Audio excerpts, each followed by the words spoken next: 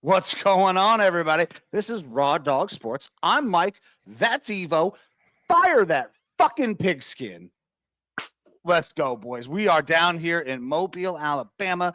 Varsity Blues for the quote. Man, it has been a hell of a day, a long-ass trip over the last couple days. Evo, my man, it sucks that you are not here, but I am down here in Mobile. Took in day one of the Senior Bowl. I got some notes. Missed a little bit of practice one, trying to get things squared away. But, man, we got a busy couple of days down here. With that being said, Evo, welcome in, brother. I know that you are not where you want to be. You're not doing necessarily everything that you want to be doing. You want to be here talking football, obviously, but you'd rather be in Mobile talking football. How are you doing? How was work today, considering you didn't get to join me down here? Yeah, I obviously am not there in the same room with you in Mobile, Alabama, enjoying the sights, sounds, and getting to scout there at the Senior Bowl. And so instead of just taking the next 4 days off of work, I'm doing the reasonable thing and going into work like normal, which always is absolutely what people want to do, is go to work instead of something that they're enjoying and passionate about. Oh, sorry, I have to burp. I swear I'm not getting emotional. No, that's all right. I've been drinking your sorrows. a lot of these drinks, which Jack Daniels, if you want to be a sponsor, hey, we can work on that. But yes, I did not make it down there. Mike was able to drive down. I don't know if that was necessarily fun because I personally hate long ass drives. I also hate flying, even though it's my fucking job. But I think it's a theme right now. Everyone in this country fucking hates ice, and it did fuck up this whole situation of me getting out there to the Senior Bowl. Flights canceled, rebooked 9 hours later, with a 15-hour layover, canceled again. And after hours of sitting on the phone with the airlines, they said best bet, and we can't even guarantee it, is that we could get you out to Mobile, Alabama on Friday evening, late, like 8 p.m., meaning no practices, no eating paninis, which I believe you got to do a little bit of tonight. I did just eat some paninis. They were fucking banging, and we're going to talk a little bit about that. I got a card, actually. I need to talk about an organization that was out there that also guy went to culinary school. We'll talk about that a little farther into the show when we get into some of the stuff that we got that I've been able to do down here at the Senior Bowl so far. But, man, yeah, paninis fucking slapped. Yeah, I had to sit all day and think about all the food because Mike and I, we're thick boys and we like to eat food. And when we go to new locations, we like to scout things out and eat. And if you didn't know, Mobile, Alabama, not only is the home to the Panini Senior Bowl, but it also has tons of different cuisine. And I was really looking forward to eating there and reporting back to the people, possibly doing some blogs about it. And I'm looking at pictures of the fried okra and the grits and the po' boys and all this stuff that I was looking forward to trying to eat. And I ended up cooking fucking spaghetti tonight. So don't get me wrong. Kick in the knockers. I mean, I did I didn't do spaghetti noodle. I did bucatini. I chopped up a lot of fresh veg. I did it up right, but it's still not some fine cuisine not like the same. You are going to have the opportunity to have out there in the Waffle Houses and everything in between in Mobile, Alabama. So I'm depressed. I'm sad. I'm angry. I'm drowning myself in sadness with these libations, and it's a Tuesday. So Yeah. I am super stoked that you got to go out there. All the prep that we did, though, it feels like on my end, fucking a waste. Because if you guys can't tell, Yeah. Mike's on a headset right now with the mic, and obviously not in the same sort of room and setup. I was coming with the mics. I was coming with the separate camera. I was coming with a lot of this shit. So the production value might not be as top notch as normal, but we're gonna work through it. That's part of going mobile in Mobile. Is things are going to be a little bit different. So bear with us, but I'm super excited that you got to get down there to the Senior Bowl. I'm excited to hear about the practices that you saw today and your plans going forward, and getting to hear about some players. So I'm stoked for you, man. Bummed for me, and I guess that hunt the good stuff. We always fucking bring up our old Army shit. Right. I'm gonna go to the a concert this weekend now with the wife. There you go. Go see some EDM and absolutely not take any mushrooms. There you go. Perfect. That'll be a great concert then, I'm sure. Yeah. Yep. Listen, I'm in Alabama, so they don't sell broccoli down here. So I'm pretty sure I'm gonna just go ahead and quit while I'm here, which is probably good for me. But at the same time, man, after smashing a couple of those paninis, it sounded real fucking good. A little bit of broccoli. A little bit of broccoli. So we can talk about that because I think I sent the video to producer Amber. I'm not sure if it has gone out yet. Producer Amber, by the way, has been fucking killing it over the last couple of days. Obviously, I have been in transit. I'm shooting videos, and then I am passing them off to producer Amber. She has been doing a great job, kind of getting all that stuff out for me. And man, I just thank you, producer Amber. Shout out producer Amber for fucking helping with all of that. The food, I'm very excited for. You brought it up, but the paninis that I just had, man, some of them were fucking good. Like one of them had duck breast fucking panini. Everything was on brioche. There was breakfast, fucking chicken, turkey, fuck everything, man. Just rub it in. I'm so just rub it in. Just rub it in. It was, it was really cool. Actually, I'm gonna grab my jacket real quick because I have a card in here from a group of people. These guys that were cooking some paninis, and they have this mission, right? So it's called the Warrior Legacy Ranch. Obviously, that immediately sparks interest for me. Evo, probably you as well. Sets off alarms like Warrior Legacy Ranch sounds like it's veteran affiliated, and it most certainly is. So it's a place down here in Alabama. They are trying to create essentially like a place where guys can go and hang out and meet and catch up with their old buddies in a ranch location. I did not get a whole lot of opportunity to go through and check out everything that they offer, but these guys, WLR, the Warrior Legacy, that's fucking blurry as shit. Come on. Warrior Legacy Ranch, Alabama. I feel like I've heard of this place before. It's and don't get me wrong, some of the wording is pretty common within our community and helping veterans afterwards, but I feel like I've heard of this place before. In Robertson, Alabama. Yeah, really cool mission that they have, and they're the guy that started this decided after his 4 years in the Marines, he was going to go to culinary school. Is it Patrick Jump? I don't remember his name. I think if I saw a picture, I would know it for Jesse Bergeron. I'm on the page. You're on the page. No, but they're the guy that started it, Marine, went to culinary school afterward, and now he's making fucking food, and it's damn good food. It's actually who I voted for. Maybe a little bit of bias with the military in there. That is where I dropped my token in for the Panini competition, because there is a vote. There is a whole thing going on down there. The square where this is taking place down in Mobile. Very, very cool. The shitload of bars. I was able to check out one of the bars tonight. Apparently one of the main bars where people are going to be hanging out throughout the week. So I will most certainly be back at that location. Because I've heard from a couple of people I was talking with today that Ian Rapoport will be in town a lot. And if you go anywhere in town, it is almost certain that you will see Rap Sheet somewhere. Rap Sheet likes to frequent the bars at nights, so I'm gonna have to go out and maybe see if I can't run into old Rap Sheet. Apparently, he is shorter than I am, so that's gonna be cool as well. Nice. On a scale of you to Diego Pavia, where are we at? Shorter than me. Well, I don't know if you got the Diego Pavia measurements today, but they were fucking bad, real bad. If you're a quarterback, 5'9".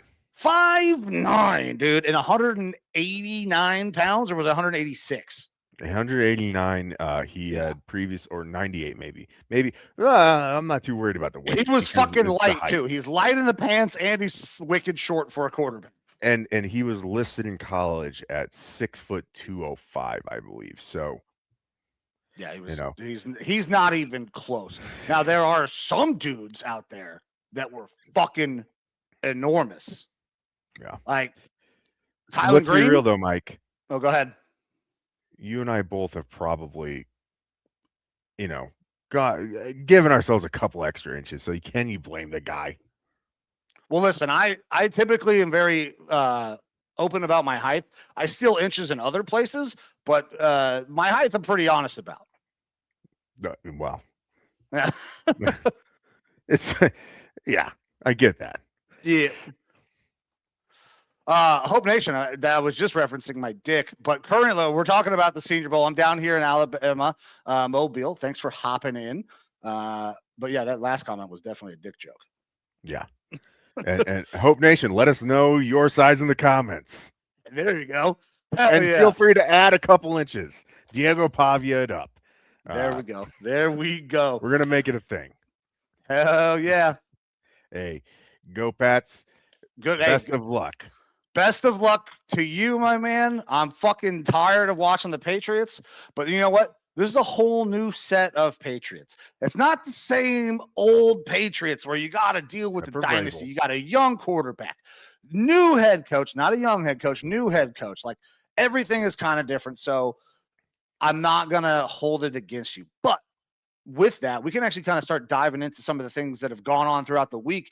And this specifically in the Pats, we need to talk about.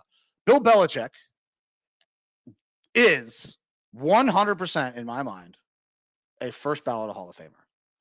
I don't know that you could ask most people and they would be like, yeah, of course Bill Belichick's going to the fucking Hall of Fame. And it should be immediate, right?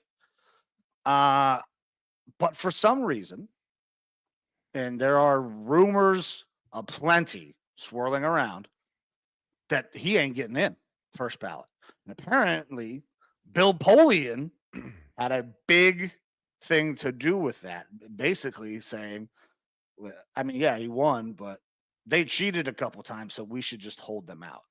We were talking before the show started, and I am of the mindset, I am of the ilk that there's no fucking way in any planet that you should keep Bill Belichick out of the NFL Hall of Fame for any period of time. The NFL Hall of Fame is about the best of the best. It has nothing to do with if they like you, if you've done good or bad things.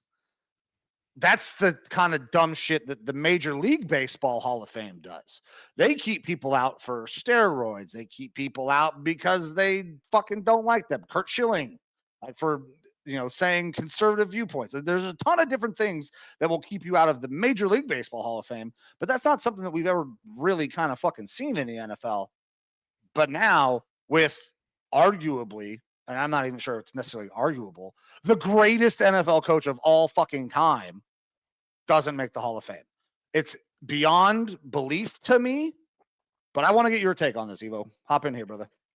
Look, the point is inarguable about him being one of, if not the absolute best head coach in NFL history. And a lot of that is because he went to so many Super Bowls. He won so many Super Bowls. He had the best franchise of a lot of our youth. it's not a question whether or not he's Hall of Fame worthy. Now the question is, what is the true meaning behind the Hall of Fame? And that's kind of sad because it tarnishes a little bit of what we look at as such a good organization as far as like picking out the best players and the best front office personnel and the best coaches and getting them into the Hall of Fame and recognized appropriately. We talked a little bit beforehand, and I think that part of it probably is because he is still an active coach in college, and he's still talked about in the coaching cycles as could he come back? Is he possibly going to be an NFL head coach again in the future? And it makes it a little bit weird if you elect a guy to the Hall of Fame and then all of a sudden he's back in there coaching. I don't know that he's going to. He's gotten a taste of that young puss, and now he wants to stick it there in college. But the question is still going to come up. I mean, I feel like we had at least 5 years, if not like a decade, of is this the year that Bill Cowher comes back after he stepped away from the the Steelers job. So I think we're going to still hear that for a little while, but also, and this could be a Polianism with the cheating stuff that was going on, and the different drama that kind of surrounded that team. Maybe this is their attempt at kind of being a slap in the face for not being a first ballot. At the end of the day, you have to call a spade a spade. On the field, the performance out there was the best in the league, not for a year, not for two, but for the better part of a decade or more. Like they were insane. So him not getting in it's going to be viewed by everybody in probably a negative fashion. You and I are not Patriots fans. Like, no. It's not that at least me personally, I guess I can't speak for you. I don't dislike the Patriots. I got tired of seeing them in the Super Bowl every year, just like we've been tired of seeing them in the Chiefs in the Super Bowl every year, or vying for it. It gets a little bit old. We like parity. We like change. We like to see new faces. But it's not that I dislike the team. And honestly, this couple years that it's been since they've been relevant and now coming back in has completely refreshed my view on them. I like the Patriots a lot now. I'm stoked about Vrabel and Drake May. I think they're both fantastic. I like the roots of that team. That being said, it's like it doesn't make any sense for him not to be that first ballot guy, because he's absolutely earned it. The teams that they've put forward have earned it. It's silly. It seems petty, and it's a little bit of a tarnishment to the. Is that even a fucking word? Tarnishment to the fucking. If it ain't, we'll fucking call it one for today. And Hope Nation, thank you. Appreciate you, brother. You're better than someone that we had pop through last time. Yeah, that guy was, this Hope Nation was cool. Not easy to please guy was not easy to please. That's very true. Yeah, but we love it. We're here for it. But yeah, it a weird situation. Weird for it to leak out like that as well. It seems very intentional. Yeah, you don't normally hear about yeses and nos. Was it 2 weeks prior now? Before we'll actually see the results or some shit. I mean, it is what it is at this point. Like, if you're a Patriots fan, you're probably pissed. Maybe not. I mean, because the whole thing with Bill and the way that ended, maybe a little contentious for sure, especially with Mr. Kraft. But the legacy is what the Hall of Fame is for. It's what a Hall of Fame has always been for. It doesn't matter if it's the fucking Rock and Roll Hall of Fame, the Major League Baseball Hall of Fame, the goddamn NFL Hall, the Pro Football Hall of Fame, College Football Hall of Fame, and none of it matters. It's all supposed to be about the best of the best, who contributed the most to the game or to the music, the art, the genre, whatever the fuck it is. That's what Hall of Fames are for. So we have got to kind of get back to that. Holding somebody's legacy hostage because you don't like them has got to be, in my opinion, one of the lowest forms of power that people try to laud over others. It's ridiculous. Like, just, I understand you don't maybe not like the motherfucker, but just do what is right regardless of your own personal opinion. I don't know why that's a complicated thing. But then again, I'm coming from a background where I'm not even allowed to have my own goddamn opinion. I just fucking do what I'm told.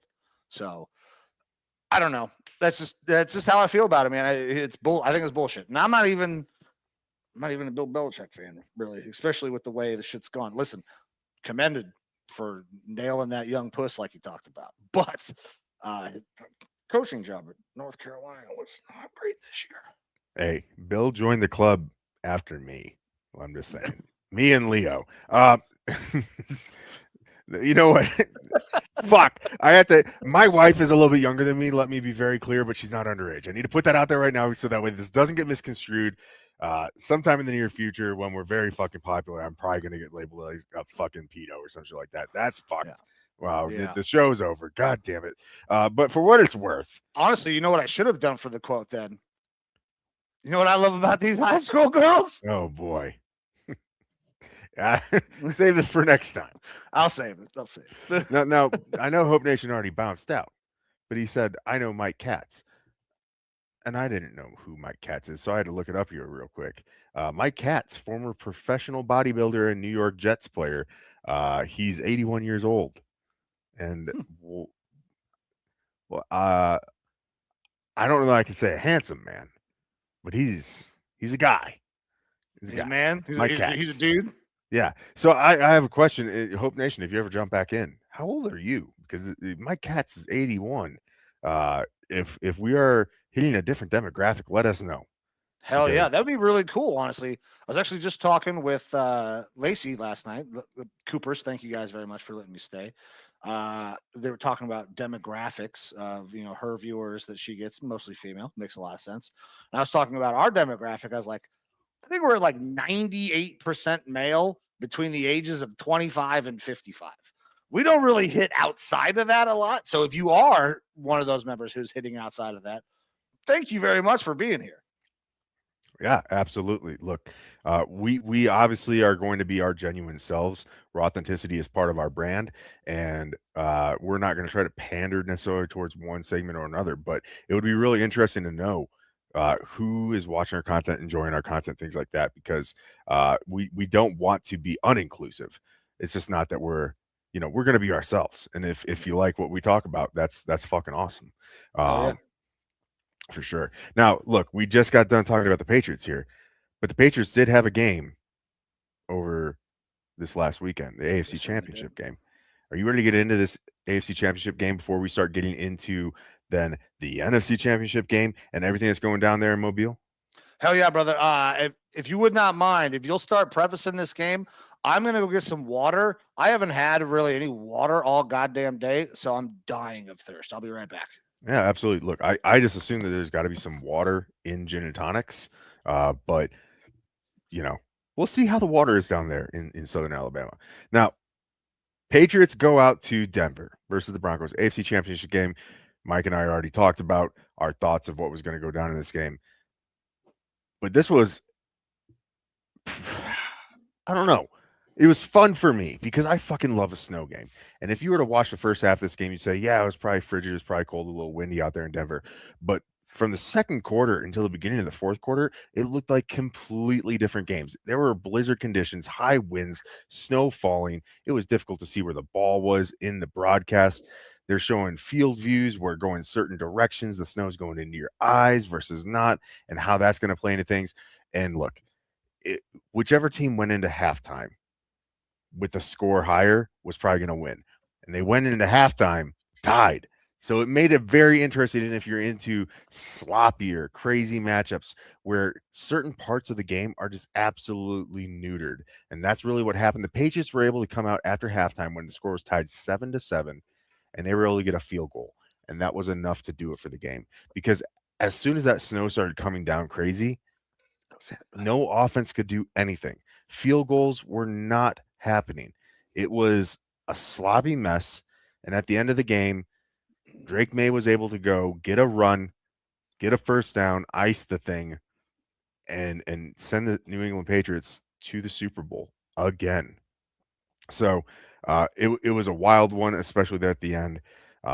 Broncos fans probably had a lot of anxiety going into the game about Jared Stidham. By the time the game started, did you see the spread, Mike? I did not see where it had moved to. No. It had started out at plus 5.5 for the Broncos, and it dropped all the way down to plus 3.5. So quite a move there. But whether Stidham started or not didn't really matter by the end of this game, because that second half, the quarterbacks were essentially a non-factor. It was try to run the ball, or more of a game of attrition, who could not turn the ball over first. And unfortunately, there was a desperation throw by Stidham at the end, an interception by Christian Gonzalez, and that kind of sealed the deal at that point. Yeah, we were talking obviously during the game, and it started out. It was pretty exciting. Like Stidham looked like, oh man, he might fucking come out and actually play a little bit. And then things, they slowed. Obviously, you're gonna have a slowing anytime you have a backup quarterback. And then when the fucking snow started, it became an absolute utter shit show. It was not necessarily a fun game to watch. It was a fun game in terms of our bets, because I mean, you went Patriots money line. I went with the under. Under was fucking a easy hit, just because the weather went to complete dog shit. But it wasn't necessarily a fun game to watch. If you like snow games, it's your typical snow game. But there was no points. There was no the running games never really got established either. Like it was a lot of 3 and out and punts. Punts. Like that's really all it was. That's my wife, who obviously originally from Colorado, a passive, I'll say, Broncos fan, was taking a bit of nap through the game because it did get boring. But by the end, in that fourth quarter, down to like 6-7 minutes left, she woke up or kind of rolled over, and I said, "Hey, you might want to watch this. It's very close, but the weather's crazy and anything could happen." And she was like, "Oh, that must suck." And I was like, "Honestly, my anxiety's peaked right now because I know that any little mistake might turn the complete tide of this game." And so, like I said, it's difficult to call it necessarily exciting, but there's certain factors of it that you don't get to see on a week-to-week basis. You don't get to see games like that all the time. You don't get to see offenses basically completely neutered and just kind of a defensive performance. But when Drake May goes back to hand off the ball to Ramondre Stevenson, who slips on his face, and then Drake May's like, "What do I do?" and goes to kind of run forward and slips and falls down. Like those plays aren't normal. It's different, which makes it a little bit exciting, and also again piques that anxiety, especially when you're not necessarily rooting for one team. You're just looking for football, and it was a very weird, wild game for sure. Look, congratulations to both teams for making to where they did. Congratulations to the Patriots. I did say that I'm not anti-Patriots or necessarily anti-Bill Belichick. I will say this. Fuck a lot of their fans, because massholes, baby. Massholes are legit. Like it was just so pompous for so long about that Patriots team, and I get it. You're a fan of that team, you earned it.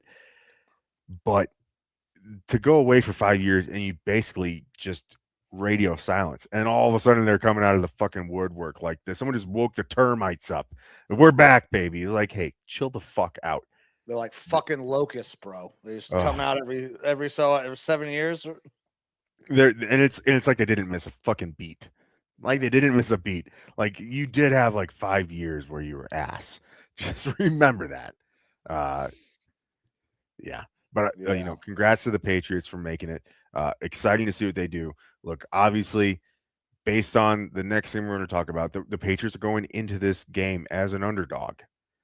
But the biggest hope is that we do see a good, competent, hard-fought football game from both teams in the Super Bowl. We're going to talk about that Super Bowl game in a future episode because we got some time to burn between now and the Super Bowl. But congrats to that Pats team. Exciting for Vrabel, exciting for Drake May, and exciting for some of my former Vikings that are going to be on this Patriots team. Stephon Diggs, Garrett Bradbury, Kyrus Tonga, the defensive tackle, Vidarian Lowe at offensive tackle. Excited for them to be able to go out there and be able to play in the Super Bowl. Hell yeah, man! I think it's gonna be a great game. Good for the Patriots. When you brought up being very nervous, kind of like, and I remember late in the game, punt, like down at the goddamn 3, and I was like, oh shit, like this could turn into a safety. It could be a fucking fumble, touchdown. Like there were so many things with the weather the way it was and special teams backing people up that it was a little dicey. So there was those elements that did make it a little bit more fun, considering it's conference championship game. But man, yeah, it was a slog there at that last half watching that, because I love offensive football. That's my shit. That's the things that I like. Don't get me wrong, I appreciate a good defensive performance. But give me fucking points, man. That's the shit that I like, which pains me when I have to bet an under. I I like an offensive game. It makes it exciting. The shootouts make it exciting because you actually you forget the defensive side of it. But I'm more of a defensive minded guy. I played a lot of defense through my youth growing up. So I really, really appreciate the defensive side of the ball, and I really like seeing those kind of defensive masterpieces. But there is something to say for an offensive game where it's like it just turns off the defensive side of your brain, and you're like, holy shit, this is electric. Yeah. It's tough to have that sort of electricity from the defensive side of the ball, to be completely fair about it. So yeah, it makes it a different type of game that isn't necessarily everyone's cup of tea. And even in this one, a weather game like that, it's not a defensive game. This is a battle versus the elements. Who can survive? Yeah, they weren't really necessarily playing each other at the end. They were playing against the weather. But uh, we can talk about who the Patriots will be playing in their next game, because that game, man, that was an exciting game. I mean, we've kind of expected. We've seen what in your opinion, the greatest Thursday night football game ever from these two teams. Uh, Huge conference championship game, and they have played their previous two matchups to within fucking 3 points of each other. So this NFC championship game, banger. You take it away, brother. Yeah, so Rams go into Seattle versus the Seahawks. Seahawks are the favorites there, and Seattle does end up getting the win 31-27. But this was overall a pretty damn good game. Obviously, a close score down to the end. No scoring in the fourth quarter, which kind of piqued the anxiety a little bit again. But we saw a lot of good from both teams. We saw some failures from both teams. I mean, we have to do it. We have to highlight Kenneth Walker, who in there as the lead back in this one due to the injury to Zach Charbonnet, and something that we've been calling for all year. He looked fantastic. 19 carries, 62 yards, and a touchdown, and 4 catches for 49 yards. And some of the stuff that he was doing was like, God, I wish I got to see this for a full year, not half a season, since he spent half a season on the bench while Charbonnet was out there playing. Again, it makes me sad to know that more likely than not, Kenneth Walker will be retained. He's slated to be a free agent, but he most likely will be retained by the Seattle team, because not only do they have a really good roster, they have a shitload of cap space, because they're the best drafting team in the NFL, which allows you to let some players go and keep the ones that you're developing in house. So they got a shitload of cap space. It's not a question of whether or not they can or should retain a player. It's just how much money do they really want to give this guy? Because Kenneth Walker, I think, deserves it. He showed out in this game, looked like a true lead back, really good game. And then shout out to Sam Darnold. Sam Darnold went out, and I've been talking about this a lot through the playoffs. They've kind of been hiding him away a little bit, it almost seems like, not putting the pressure on his shoulders. And I wouldn't say the pressure was on his shoulders, but he went 25 of 36 for 346 yards and 3 touchdowns in this game. That is absolutely an MVP style performance from him at the quarterback spot. It wasn't like they were hiding him at all. He wasn't seeing ghosts. He's been exorcised of the Rams demon that was in his head before. And while I am super happy for Sam Darnold, and I'm liking to watch him succeed, and I'm rooting for him going forward and continuing because of the path that he's taken. It's been hellacious for me as a Vikings fan because it's nothing but left, right, constant. Oh, worst franchise in the NFL. Let this guy walk out the door. This and that and the other. Like, I get it. There's a lot of upset Vikings fans. Who the fuck? Now, this is coming from an outside perspective, from a Browns fan of all things. Who the fuck in Vikings fandom? Is there an owl in here? Has the gall? Who has the gall to say that that's the worst shut the fuck up, worst franchise? You guys have been very good. You get rated exceptional every year in the goddamn report cards. You let one guy walk who ended up having success. Relax, for fuck's sake. There are other people like me and Browns fans everywhere who are dying to have even a sliver of the goddamn success that the Vikings have had over the last decade. So, worst franchise? Get the fuck out of here. And Like, if we're talking about take it individual easy, Vikings failures, if we're talking about individual failures, Randy Moss trade, that fucking sucked balls. A Herschel Walker trade. I mean, at this point, I think people look. There's as I've gotten more used to X and how fucking insane people are in there, and how wishy-washy, and how just the tides turn in a week's time. It doesn't surprise me to see people this upset, but also, like, they forget that pretty much everyone was on board with letting Sam walk after his last 2 games. Pretty much everyone was on board of letting the rookie ride. Pretty much everyone was on board with Sam sees ghosts and it's not worth paying him the money. People also somehow forget that the Vikings offered him the same contract with less years. It was like a 2-year, $30 million deal, or $30 million a year deal versus 3-year, $100 million. The numbers aren't that much different.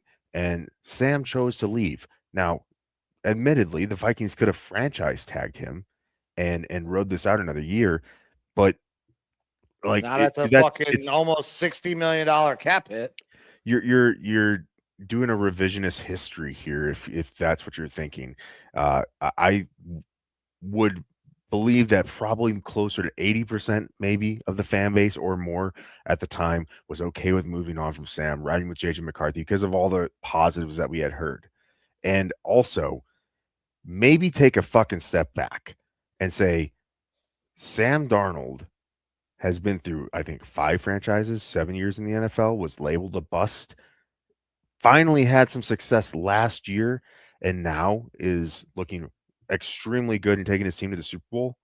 And people want to write off a guy who had his first year as a starter, not a full year because of injury, and they want immediate gratification. This has been a theme on the show. The immediate gratification that people want. JJ McCarthy might turn out to be nothing in his entire NFL career, but you writing him off after his second year, first year as a starter with fucking barely any games under his belt, pump the fucking brakes. And are you going to come back on X 5 years from now if JJ McCarthy's good, be it with the Vikings or somewhere else, and say, yeah, I fucked up back in 2026 when I was talking shit about the Vikings fucking letting Sam Darnold go and that we need to give up on JJ McCarthy? I highly doubt it. It's easy to just file that one away in your fucking filing cabinet of I was a dumbass and just talked out my ass on the internet. But I'll remember, I swear. Mm-hmm. Well, listen, people say a lot of things on the internet. I'm one of them. I will sit here and take my lumps because I was not a Sam Darnold believer at all. I wasn't a Sam Darnold believer for the majority of last year. I came on the show and said it several times. Eventually, he kind of got me swayed.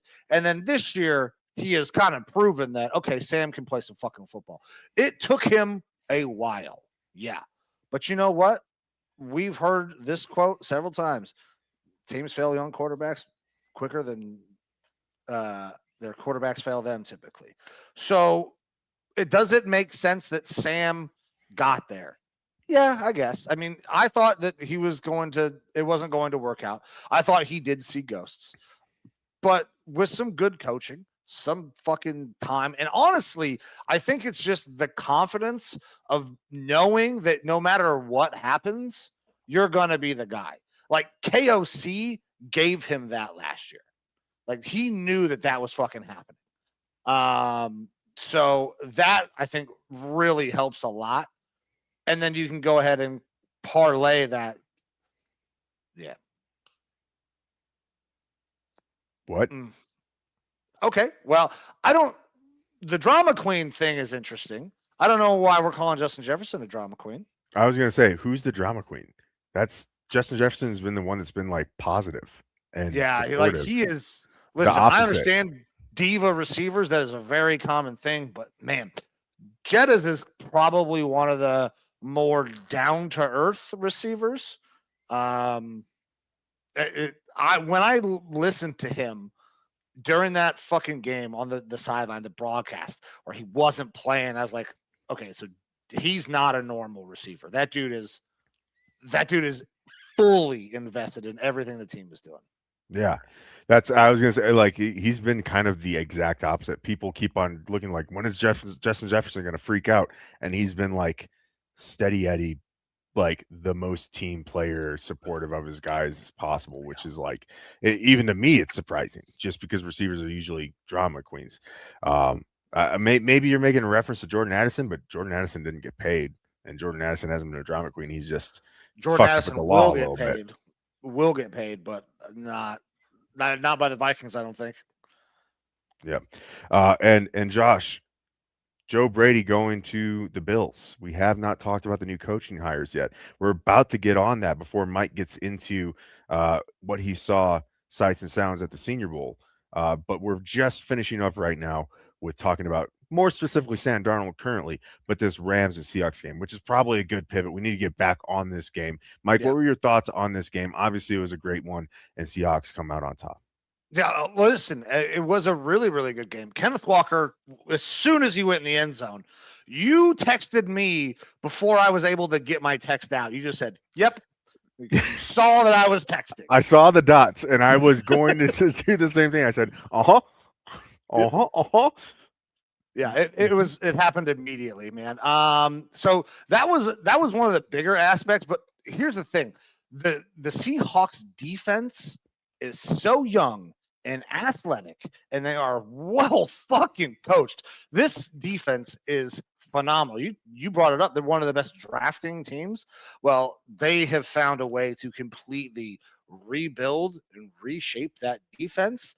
Like, we're not calling it the Legion of Boom by any means yet, but those dudes can play. With a couple more years, if they can retain a bunch of those guys from that defense, the Seahawks are going to be a problem for a very long time because they are so fucking young and they have drafted defense after defense after defense over the last couple of years.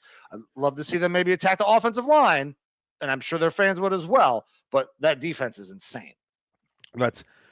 You bring up the Legion of Boom. Legion of Boom was elite guys all over the defense. Mm-hmm.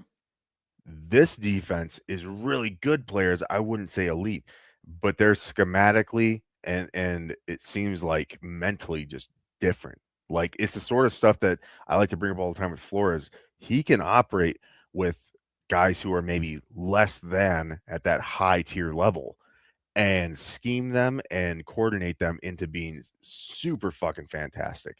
And that's what I feel like McDonald's been able to do there with this defensive unit. They have a lot of studs. They have a lot of great players on that defense. But he's like, their mentality and the way that they're coaching their scheme is so aggressive, so quick. They're fucking awesome where the scheme is outplaying the players at that point. Like the players, again, it sounds bad. They're good, but they're not Legion of Boom good. There were Hall of Famers all over that defense. Yeah, they're outstanding right now. I agree, man. And that's one of my biggest takeaways is that defense was fucking Yeah, that's really what I think kind of separated this game. Big plays there at the end to seal this thing up. So I Yeah, didn't. Was that what was that face? It looks what is like he's not happy. the eye rolly? It's I probably because really. it's a 49ers fan, I think. Oh, Sean, I'm sorry, brother. You know what? Very good team, and I'm sure if they would just move that power station or the team away, you guys would be competing at the same level. But soft tissue injuries are just gonna fucking continue to happen. Yeah, and I've seen it. Are they going to let Seattle practice there and just crank up the power to 10 Yeah. on the power substation to fuck them over? Yeah. Uh, Look, congratulations to Seahawks. Good year. They really came on strong and hot at the end of the year. That defense looks really fucking good. The offense is gelling. The team seems to be run really fucking well. It's set up to be a pretty cool Super Bowl between the Patriots and the Seahawks. You're seeing young quarterback versus a guy who's getting basically his second win or his first win almost. There's a lot of sweet Yeah. storylines. We're obviously going to get into that game specifically, though, in a future show. But that wraps up our AFC and NFC conference championship weekend. But the week's still going on. We still have head coaching vacancies, and some of that stuff has been changing since we've last been here. So you ready to get into some of these coaching hirings, more firings, not of head coaches, but different movement around the league? Yeah, actually, I am very, very ready, and it appears that you actually have something prepped and ready as well for one of the coaching hirings that has No. happened. No. Why would I have No. something prepped to show off old motherfucking where are we at here? Oh, where'd he go? Oh Where'd no. he go? Why won't Just me. Huh.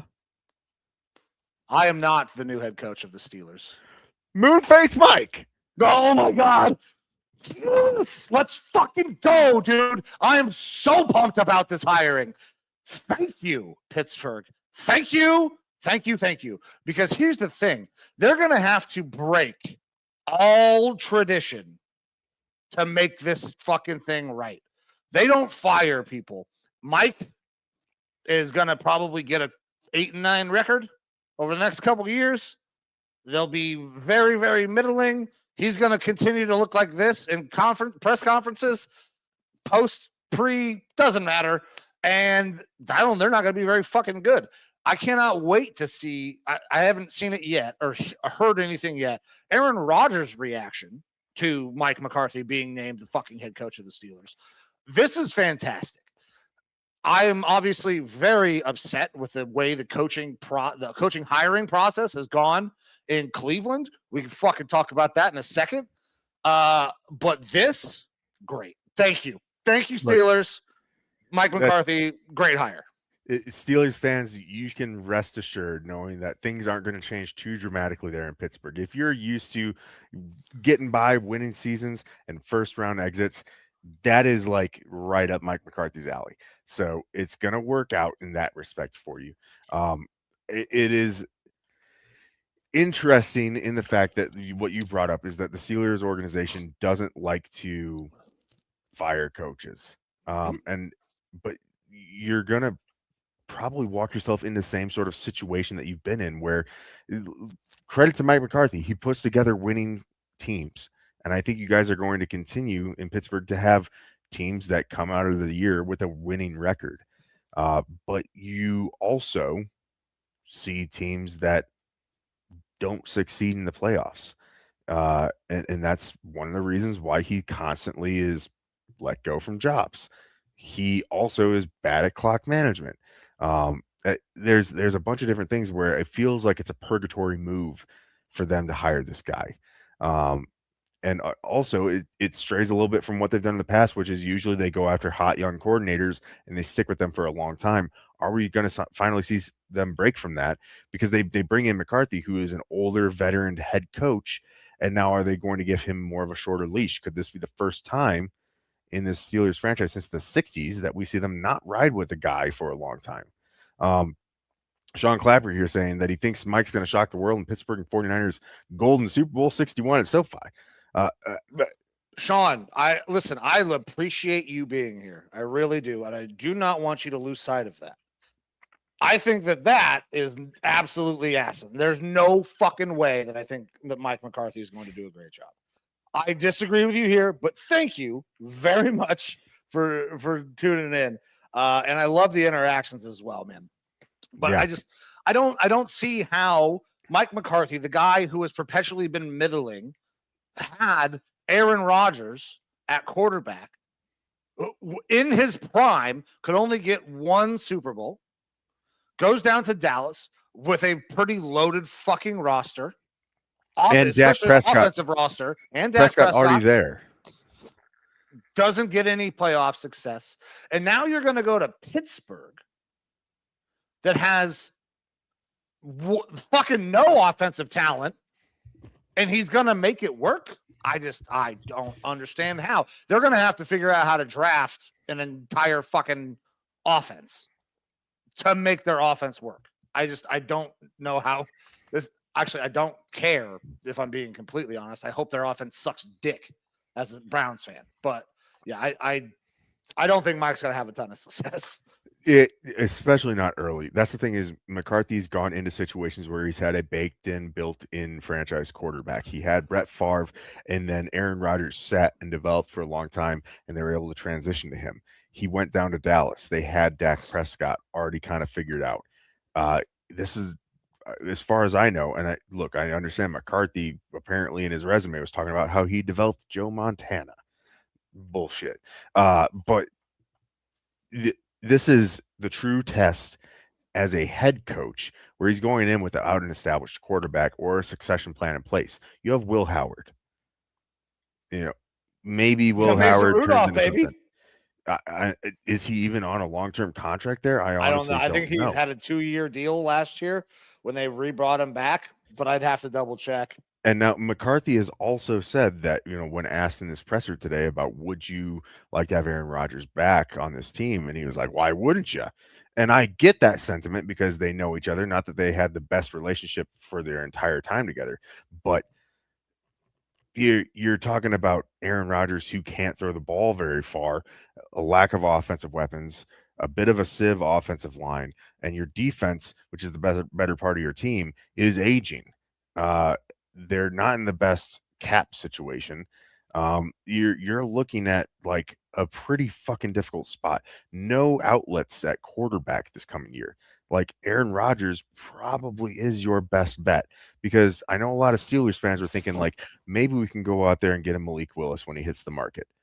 Well, Malik Willis just played for Jeff Hafley, and their assistant GM is now the GM down for the Dolphins, and that's where Hafley went as well. And I feel like that's a pretty fucking good fit for Malik Willis, because I don't know that Tua is going to be the guy there. And if you're thinking maybe in Pittsburgh you get Tua, God bless you, because that guy's going to die. You could maybe go after a Kyler Murray. Line? Yeah, you could maybe go after Kyler Murray, but also Kyler Murray hasn't looked good in a while. He's too busy playing Call of Duty. Again, he's a dome player. He's a guy that's played in domes. You want him to go out there in the elements in the AFC North? I'm not buying it. I don't think that there's very many good options if you're the Pittsburgh Steelers. Kirk Cousins is probably going to be a free agent. Kirk Cousins can play in some cold weather and things like that, but also he is fucking nearly 40 years old, and he's a year removed now from a torn Achilles, and he probably wants to go to a franchise where he has a chance to play, which he would get that in Pittsburgh, but also wants to play for a championship. That feels very much like Aaron Rodgers 2.0, though, right? Veteran quarterback, year removed from fucking Achilles surgery. Maybe he can come in and help our offense. Like, that's verbatim what happened before. Like, why would it work now? And look, Sean Clapper, Mike just said, we love you being here. We love the interaction. But you're talking to a Browns fan and a Vikings fan. You want to talk about it sucks being a 49ers fan. Motherfucker, you've been to Super Bowls in a recent memory. We've never been. Well, I mean, my Vikings have been. I haven't. Lose all the fucking Browns haven't. Yeah. Look, there's some struggle bus franchises. I don't think the 49ers are one of them. You guys are perennially pretty damn good. Yeah. But Sean, I do see you. Appreciate you, big dog. New subscriber over there on the YouTube. Thank you, Brandon. We appreciate that. Absolutely. But yeah, you fucking Super Bowls. I don't even know what that smells like. Yeah. But yeah, Mike McCarthy hired by the Steelers. I figure you'd be happy with that. Our boy Byron, the ginger from the No Sleeves Network, doesn't sound to be happy. I'm not sure of any Steelers fans who are happy. Polling the few that I know, they're none too impressed. Obviously, we can all be surprised at what happens, but I don't know that the personnel availability is out there this year for them to make any sort of a big leap, especially when your quarterback situation is where it's at. I think they have to hope for Aaron Rodgers to come back, personally. Which, if you're okay, so hope's not a strategy, and if you're hoping on Aaron Rodgers to save you at this point, 40, he'll be what, 43? I don't know. 40, fuck, Old. I don't remember. He'll be old as fuck. Doesn't fucking matter. He's not good. Yeah, it's hey, He can take a snap. appreciate you guys. Appreciate you, Pittsburgh Steelers. But my man, let's hop off of the Steelers because we got to talk Joe Brady, right? We had somebody, Josh, ask about it, and I saw Josh, my brother-in-law. I'm not sure if he texted me or if he asked this on the Facebook page, but the idea that they're going to hire Joe Brady from the staff of the guy that was just fired, who nobody thought should have been fired, is a weird way to hire a coach, in my opinion. Normally, when a head coach comes in, like, he's going to hire his own guys, right? Very rarely, I think, does somebody from the staff underneath of a guy become the head coach, unless he's fired, mid-season, becomes interim, and then maybe it works out, right? But very rarely do you interview guys on that staff and they become the head coach, because there's a weird conflict. It could be a succession plan type of thing, and it's not a guy getting fired; it's a guy retired. You got fired, and then we're gonna hire the guy underneath you. That's super weird. Succession plan makes sense. Now Joe Brady, good coach. I'm not saying he's not a good coach. I thought the guy they fucking fired was a good coach. They fired the wrong guy. So I don't have a problem with the hiring, but if we want to talk about the entire Bills organization, there's a massive problem with the way the organization is structured right now, because it appears that people in power continue to give themselves more power. Yeah, that's about it, the best way I could put it. Yeah, look, Pagula, obviously he's the owner. He can do what he wants. He can do whatever the fuck he wants. But a lot of the best franchises are the ones whose owners sit back, don't interject, other than to say, how can I financially back this in working? Your Jerry Jones is getting away, but your Arthur Blanks don't typically. So when Pagula seems to be extremely involved in a lot of these things very recently, most importantly, the firing of Sean McDermott, and with all the players that have come out and been upset about it, to include your franchise quarterback, Josh Allen, it seems like it was a very, very bad, emotional, rash decision that was made to fire McDermott. When you look holistically at the team, it feels like maybe the GM hasn't been providing ammunition. Like, you're starting to shoot your rounds off, and you want to reload those rounds, and this guy's giving you blanks. And it's a credit to Sean McDermott that they got to where they got this year, in my personal, humble opinion. But instead of changing things there, McDermott gets fired and Bean gets promoted. This move for Brady, and again, it's not gonna look the best on Brady, because I think he's a good coach, but I think that they retain Joe Brady to appease the players on the team, and most specifically to appease Josh Allen. They got rid of someone that team loved and didn't want to see go. And so rather than completely clear house, they keep Joe Brady. Part of it is that he is the opposite side of the ball for McDermott. McDermott being a defensive guy, but I think this is them trying to save face, because you had really good candidates interviewing there. You had Udinski interviewing there. You had some good options. But it feels like going back to Brady and making him the head coach on a 5-year deal is pandering kind of to your team, being like, retrospective, we might have fucked up. We're never going to say it publicly, but we probably fucked up on this one. So congrats to Joe Brady on getting that head coaching gig. Hopefully he's able to be successful. But I'm a little bit worried because at the end of the day, Pagula and owners who get involved too much, yeah, they can cause some issues within a franchise. But the biggest issue there right now is that front office and Brandon Beane, in my opinion. Yeah. And until that situation is rectified, if they have another bad year this year, I don't know how they keep Beane. They have to have a ton of success, and he has to draft well for him to be retained.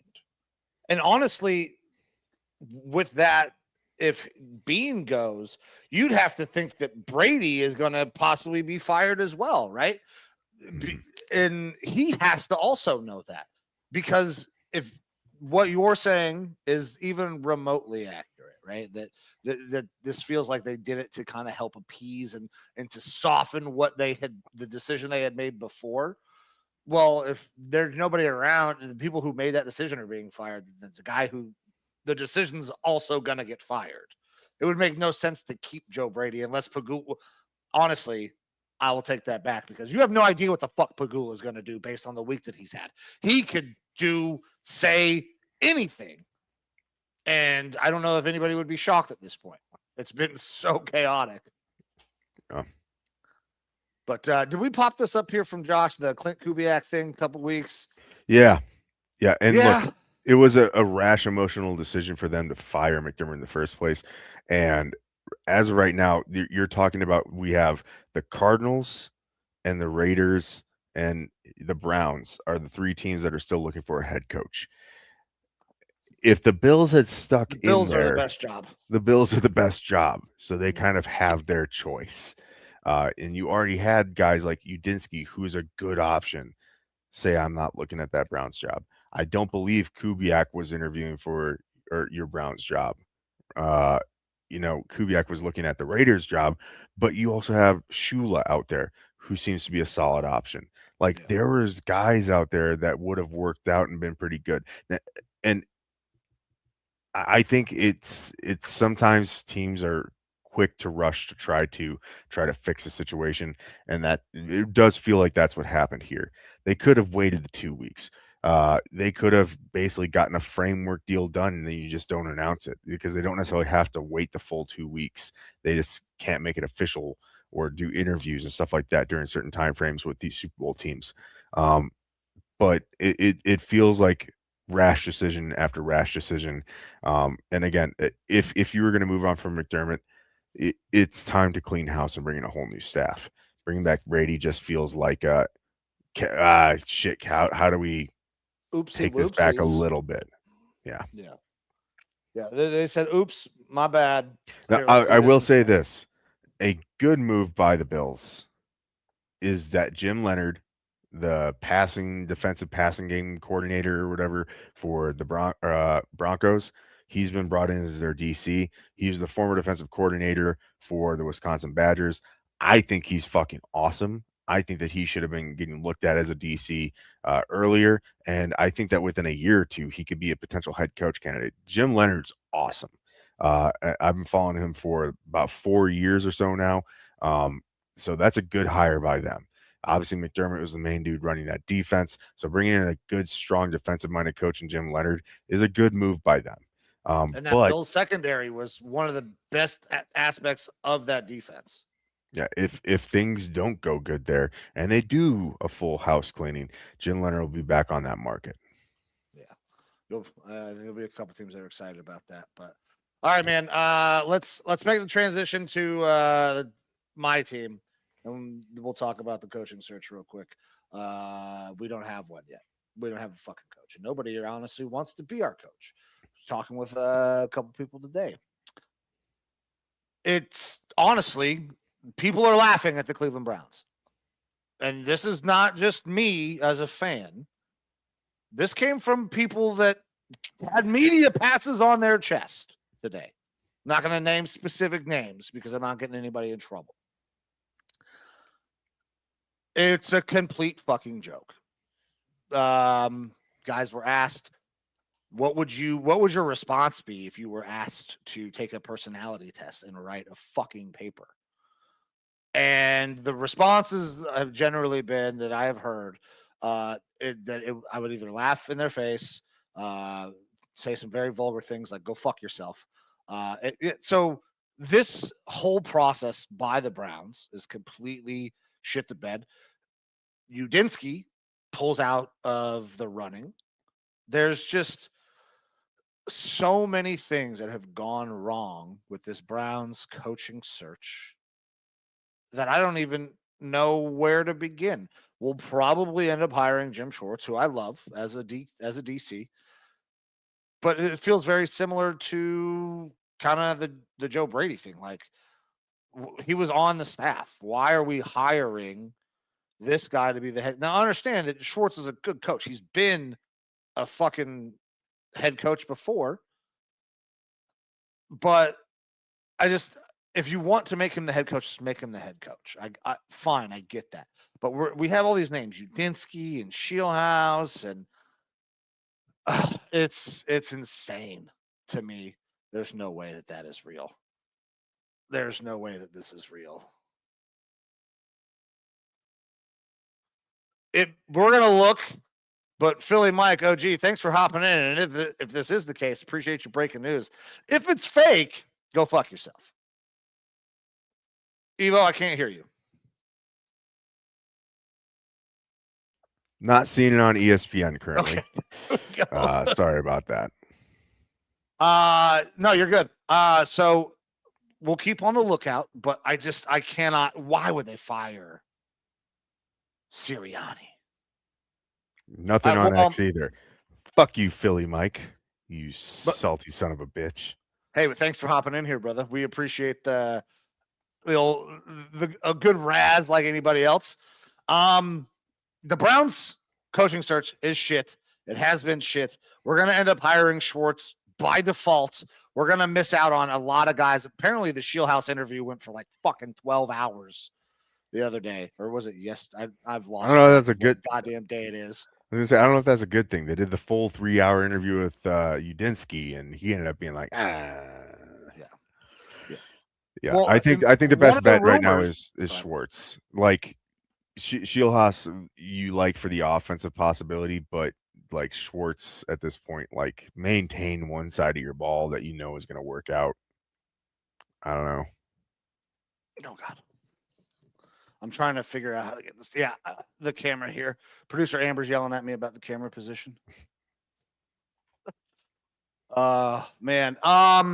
Well, I everything I've seen, it basically has said that whoever they hire as the head coach, they're putting these restrictions on. Like Jimmy's basically telling them that you're going to keep Schwartz as the DC rather than being hired as the head coach and allowing them to make their own picks for who they want as part of the staff. Jimmy just needs to get his fucking hands out of out of the football business. But then again, we don't exactly have a ton of football people running shit. I've complained about it before. But yeah, the Browns coaching search has been abysmal. They have botched it basically at every turn. And I did have to kind of point that out this morning because I've seen a lot of Browns Twitter, people that I enjoy, people that we interact with, people that we've had on our show. They're like, oh man, they're doing just fine. Everything's going great. They figured it out. It was just, one little snag. It's not one little fucking snag. It hasn't been one little snag. You get multiple coaches pulling out of the fucking. There's only 32 jobs. There's only 32 of them. And you get multiple guys say, nah, I'm good. That tells you your process is fucked. So. Yeah, I don't disagree. Look, I feel bad for you right now because I think you had a lot of good options. One option that I think is still interesting that has not been interviewed at all for your job did get asked if he would be willing to come on to the Jets staff And immediately he said no, because he's a smart man. And that's John Gruden. Apparently Aaron Glenn asked John Gruden if he would like to come be a part of the staff, and he said, nah, I'm good. real quick, nah. That's the guy who can save your offseason right now. If you come out with John Gruden at the end of this. Okay, yeah. Now we're talking. Like, you want to get me hype about something. If you tell me John Gruden's a possibility, I could get behind that. If you have Andrew Barry come up to John Gruden and say, would you like to possibly coach our team? And he says, maybe. And he goes, okay, I need you to write this essay and do this John personality Gruden's test. He's gonna say He's gonna say a couple racial slurs and then fucking be like, "If you want me, you want me." And he's gonna say it in a loving way. Yeah. Yeah, like he's the one guy I think that could save your offseason right now. Yeah, I don't know that there's a lot of hope. I mean, Browns fans are down bad. The season has been tough, but you know what? We did have something really positive at the end of the season that we can kind of hang our hat on, because everybody's very excited to get trophies that mean fucking nothing. Our quarterback, all fucking Pro Bowler, man. Shedeur Sanders makes the Pro Bowl over Trevor Lawrence. Over Trevor Lawrence. I mean, obviously outperformed so many of these guys that he should be on the fucking Pro Bowl. Oh, man. I like Shedeur. I thought he was going to be really good. I still think that he can be really good, but he was definitely not a fucking Pro Bowler. I mean, he threw more interceptions than touchdowns. He played for the Browns, and they were bad. This is the Tyler Huntley of motherfucking Pro Bowls. I was gonna say, like, this is the Tyler Huntley Award. Is this the worst Pro Bowl fucking add-in since Tyler Huntley, or is it worse than Tyler Huntley? This is worse than Tyler Huntley, honestly. Tyler Huntley played several games that year and like looked decent in several of them. Shedeur played in several games, looked good in 2. And that's not to take away from all the shit that he had to deal with. Late start, there are plenty of stories and narratives about why Shedeur did not play well, but he's also a fucking rookie. And he was on a team that had very little offensive talent, coached by one of the most vanilla offensive coaches in the league. So it's makes sense why there were some struggles. It makes no fucking sense that he was selected to the Pro Bowl. They pick any number of people that would have been a better option than him. But at the same time, the Pro Bowl now is not the Pro Bowl of old. It doesn't mean nearly as much. The game doesn't mean as much. They're the fan voting, and they're just playing fucking games. They're out there to have a good time. And if you're the NFL and you're just having a thing that you want people to watch and enjoy, and it's just all about the spectacle of TV ratings, is there a better guy to add than Shedeur Sanders to get you a pop in ratings? I don't know. So I could see the positive of this, but also didn't deserve to be one. Yeah, it doesn't make a ton of sense to me, but it doesn't make a ton of sense to me because Trevor Lawrence was out there. I don't know. Mega Jacks. Yeah, appreciate you. But it is what it is. Congrats to Shedeur. Maybe it'll be a long line of Pro Bowls for Shedeur Sanders. So that would be great if it turns out that way. Ecstatic. But yeah, this one, I'm not. Woohoo! But yeah, so we've had not a whole lot of other head coaching news, head coaching changes happening. We've seen the Jets remove their DC, their OC. They're in fucking turmoil there. We've seen Mike McDaniel get signed by the Chargers, the new offensive coordinator there, officially happening, and putting up some fun social media videos. The social media people there for the LA Chargers are doing a good job. Yeah. You got Brian Daboll getting hired as the offensive coordinator with the Titans. Broncos firing their offensive coordinator Joe Lombardi, because obviously he's in control of that shit. with Bo Nix's fucking ankle breaking and whatnot. A bunch of different move at the coordinator Nobody spots. gave a shit about anybody. Like we don't care what the circumstances were. You didn't win this year. You're fucking fired. That's how it felt this year. Yeah, it's been a very wild coaching carousel for sure there.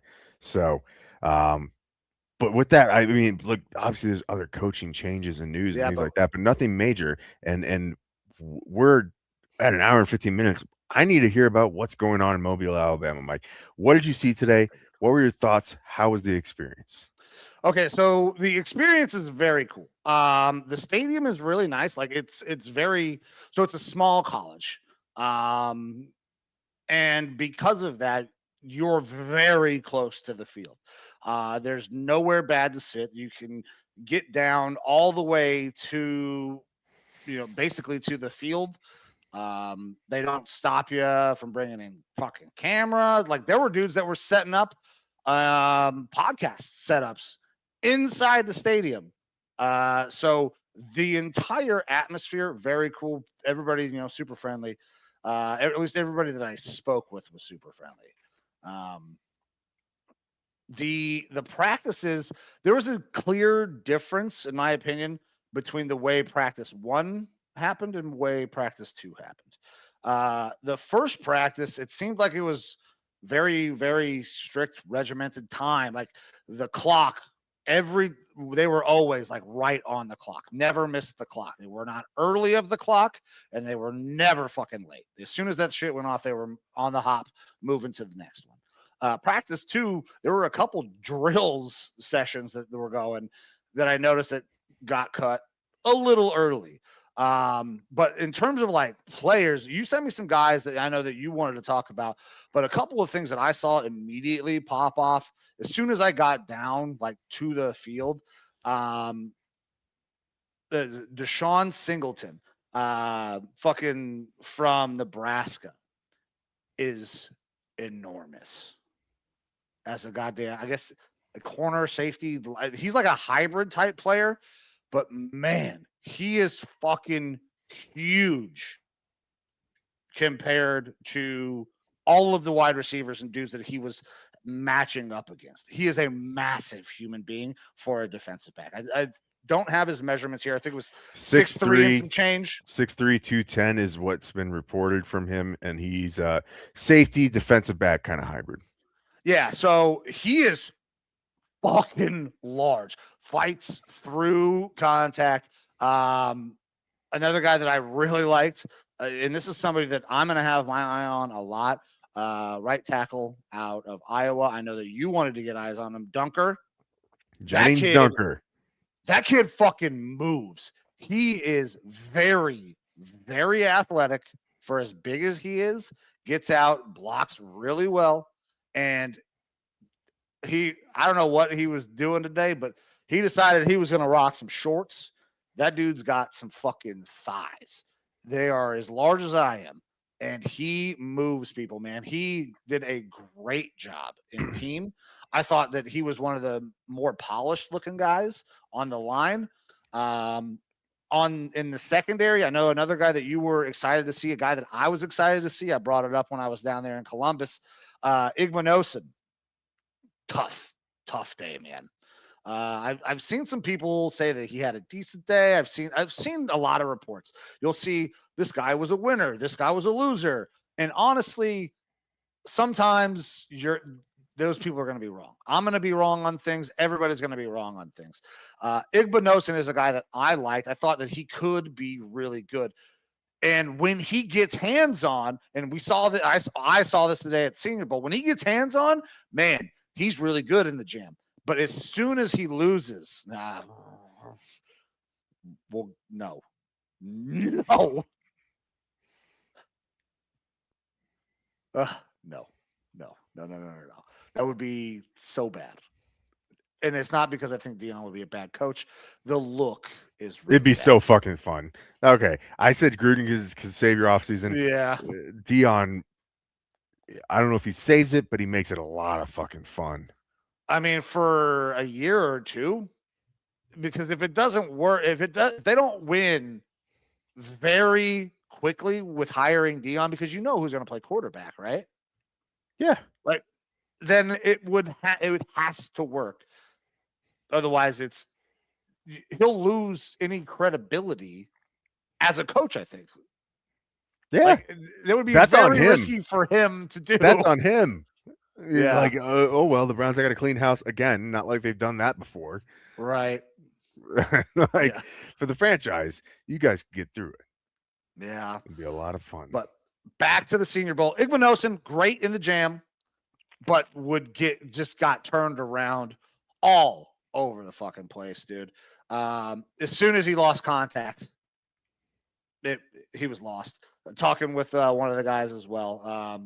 He was not a big Igbinosun fan. I was like, he'll be all right. It didn't look great.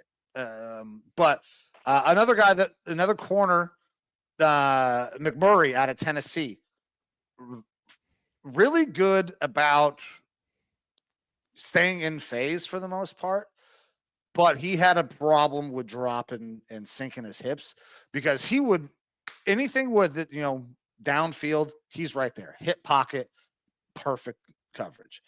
But there are a couple times dudes, they're selling the go ball and then they're snapping off and you're running a comeback. And he's fucking 10 yards and just cannot shut it down and get it turned around quick enough. I don't know if it would, but I appreciate Sean trying to get me to think it would. So like those were some of the guys that I immediately saw when I got there. But as practices went on, and there were a couple of dudes that, especially at the receiver spot, that stood out. I know one guy that you love, and I think everybody in fucking Mobile loves. Receiver out of fucking Georgia State, man. Hurst, That kid balls. He balled today. There's a catch, and I didn't get it on camera. I'm sure it is out there somewhere. It's on my to be X found. feed. It's on my X feed already. The in the end zone going over the top of him, just snatches that bitch right out of his hands. Ted Hurst had himself a good day in general. Yeah. Oh, he had a great day. He had a really good day. But that was the catch of the day. He went up there and just got that shit. And when you consider where he came from, Georgia State, and the level of competition, the worry is, can he do it against bigger competition? Doesn't look like a fucking problem whatsoever. That is a guy that, if the Browns decide to go tackle early, maybe in the second round, we can go ahead and target a guy. I don't know if he's going to make it that far. He's going to be a guy that flies up the draft board, I think. That's Ted Hurst's biggest issue is where he went to school. That's his only issue. He went to Georgia State. But I'm going to pull up some PFF numbers here real quick on Ted Hurst, who's right now, his ranking from PFF is 144th, averagely being drafted around that range. And that's going to change dramatically. But at Georgia State, in his last year, he had 12 games, 71 receptions on 125 targets, 999 yards, and 6 touchdowns. A 9% drop rate, good on the contested catch, over 60 or just under 60% contested catch rate. Good versus man coverage. He was playing against lower competition, but he also had lower end players on that Georgia State team. He is a big dude, 6'3", 195, true senior there. I said in my little quick notes that I sent to you that he's my favorite sleeper receiver in this draft, and I do he ain't a sleeper. To jump. Everybody in the NFL knows who the fuck that kid is. I can tell you that based on today, he is not a sleeper. He will fly up the draft boards. And that's, I think, first round we're not looking at, but I think second, third high round, second round for sure. This guy going, I think that he's got the juice. But yeah, don't take it from me. Go on X, look up Ted Hurst, Senior Bowl. You're going to see some stuff from him today. He had himself a really fucking good day. Yeah, he had one of the best days, probably of anybody in my opinion. And another guy that I thought had a fucking exceptional day, Where did I just put all this? Gotta find my notes. Josh Cameron. Josh Cameron had a really good day as well. Playing at Baylor with Sawyer, of course he's going to get a lot of targets. Baylor throws it around, right? Today he doesn't separate really well necessarily, but one thing that you could see was he always flashed late hands. He was always able to make those contested catches down the field because he never gave it away. Excellent body position, kind of, get a little bump to give you just that touch of space. Didn't separate a ton, but man, always came down with it because just in stride, there it is. Like that was one of the things that really popped off for me was how late his hands were and how effective it was. Did you get to watch any of the practices from the national team today? Yeah. So I got to catch both practices. The first practice I was there about 30 minutes late. The last one I didn't catch all of it though. All right. I'm sure the people want to know a little bit. What do you think of Diego Pavia out there? Did you get to see him throw the ball around at all? I did get to see Pavia, man. And here's the thing: he throws a good ball. Mm-hmm. Throws a really nice ball. He actually looked fairly decent at times. Operated the offense well, moved the pocket well. His biggest problem, though, was everything that happened off the field today. When you in the weight room, yeah, the measurements room. Just the measurements room, man. Like 5'9", 189. He's not even 190 pounds. My 198. 198. Yep. My 13-year-old son is larger than Diego Pavia. And I'm not even remotely exaggerating. My son is like 5'9" and a half, 215. So while Pavia did play well, did look pretty decent, he has worse measurables that we saw out of Bryce Young. And we have talked ad nauseum about all of Kyler Murray. Yeah, I would love for Pavia to make it and something happened because really, really interesting story. Started out at a military academy, and then transfers again to Vanderbilt. So he's bounced around, and to get Vanderbilt to the level where he got them shows you that obviously the dude can fucking play a ball. But when you're talking about this next level, the physical measurements really make a difference. That's why Bryce has struggled the way he has. I mean, we have seen plenty of quarterbacks of slight stature struggle. Fucking Dylan Gabriel, just very recently, short little dude, struggled. And Pavia's smaller. So, thank you, Philly, Mike OG, for it. Thanks again. Thank you. It. That's not true, but we appreciate I wouldn't be surprised if you're also a spicy Mike, but I'll never know. I think it's so brave of Philly Mike to not allow facts or knowledge to influence the things that come out in his comments. He's leveraging proper social media usage. All you got to do is say something and say this person said it, and it'll get ran with in a lot of situations. Thank you, media.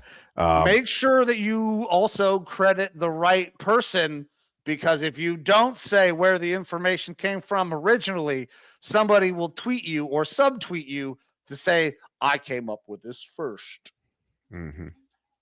Absolutely. Well, so Diego Pavia, we got your thoughts on him, but I'm curious about another national team quarterback, one that I asked, or at least said, I think this guy might be the best quarterback on the field during the Senior Bowl. Not on the field. No? Not on the field. On his team, though? Yes. You're talking about Cole, right? From North Dakota State? Cole Payton, NDSU quarterback, 6'2", 229. I thought he was going to be pretty damn awesome. So what were your thoughts on him? Played okay. I think he outperformed Pavia or right around that same benchmark as Pavia, but obviously the measurements are going to go towards Cole. And Sawyer had a fucking terrible day.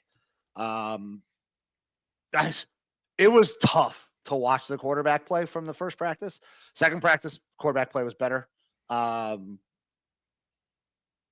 That's think what I was that going to Cole, say. Not the best on the field. I'm interested to hear who out of Taylon Green, Luke Altmaier, or Garrett Nussmeier was better over here on the American team. But it was keep Taylon going. Green, man.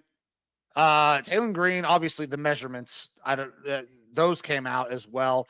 6'6", He had the 229. exact opposite effect as fucking Pavia. He looks like Cam Newton. Like you see him out there on the field, and it's easy. Everything is easy for him. Now, he does have accuracy issues. He does the JJ McCarthy thing. He overstrides at times and ball sails on him. But if he gets his feet under him, it's a beautiful ball and it's effortless. He can make every single fucking throw. He made several good throws today.